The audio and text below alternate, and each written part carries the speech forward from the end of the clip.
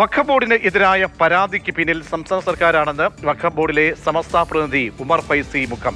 ഹർജിക്കാരനും സർക്കാരും തമ്മിൽ ഒത്തുകളിക്കുന്നുവെന്നും ഉമർ ഫൈസി ആരോപിച്ചു. എന്നാൽ LDF സർക്കാരിന്റെ കാലത്ത് നടത്തിയ നിയമവിരുദ്ധമായിട്ടുള്ള പുനഃസംഘടനയാണ് കോടതി നടപടികൾ വിളിച്ചു വരുത്തിയത് എന്ന് മന്ത്രി N ഷംസുദ്ദീനും വിശദീകരിച്ചു. വിഭാഗീയമായിക്കൊണ്ട് തന്നെ മുസ്ലിങ്ങളെ എത്രത്തോളം ഉപദ്രവിക്കാൻ കഴിയോ അതൊക്കെ BJPയുടെ ഒരു അജണ്ടയാണല്ലോ. ആ അജണ്ടക്ക് സഹായമായിട്ട് ഇവിടെ പ്രവർത്തിക്കുന്നത് നമ്മുടെ കേരള സർക്കാരാണ് എന്നുള്ളത് അതിൽ നിന്ന് വായിച്ചെടുക്കാവുന്നതാണ്. ഈ വഖഫ് ബോർഡിലേക്ക് ഓരോരുത്തരെ അംഗങ്ങളെ നോമിനേറ്റ് ചെയ്യുന്നതിന് ചില മാനദണ്ഡങ്ങളുണ്ട്.